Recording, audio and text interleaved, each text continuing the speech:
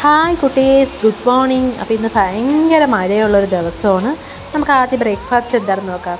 ഇഡ്ഡലിയും പാച്ചു ചമ്മന്തിയാണ് ഇന്നത്തെ ബ്രേക്ക്ഫാസ്റ്റ്.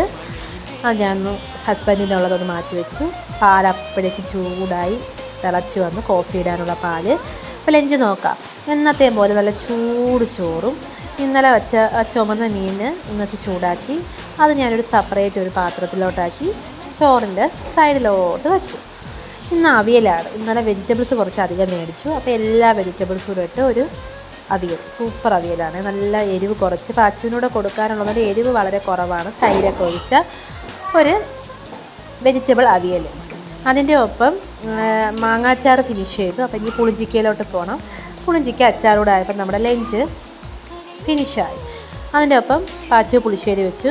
മഴയൊക്കെ ആയിട്ട് തൈര് പാച്ചുവിന് കൊടുക്കാൻ പറ്റാത്തതുകൊണ്ട് ഇച്ചിരി കട്ടിക്കാണ് പുളിശ്ശേരി വെച്ചത്. തൈര് ഇച്ചിരി കൂട്ടി കട്ടിക്ക് അതൊരു സെപ്പറേറ്റ് ഒരു പാത്രത്തിലോട്ടാക്കി ഞാൻ നല്ലൊരു ചൂട് കോഫിയൊക്കെ എടുത്ത് ഒന്ന് റെസ്റ്റൊക്കെ എടുത്ത് മഴയൊക്കെ ആസ്വദിച്ചിട്ട് നാളെ കാണാം. ബായ്.